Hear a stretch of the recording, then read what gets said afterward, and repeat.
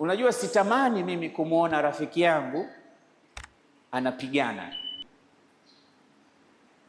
yuko anapigana na mtu ninayempenda, ninayekuwa naye, anapigana na mtu, anavurugana na mtu, anatukanana na mtu, anatoa maneno mabaya. Mimi sitamani kuliona hilo. Sikwambii nimuone baba yangu anapigana na mama yangu nyumbani.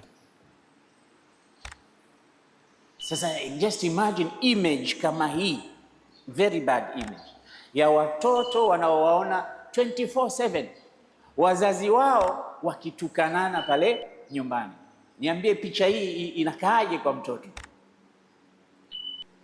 Ndio maana na hili ndugu zangu, si kwamba hizi familia hazigombani, si kwamba watu hawagombani. Tunagombana sana na wake zetu, tunagombana sana, lakini jitahidi pia hata mkigombana isiwe mbele ya watoto.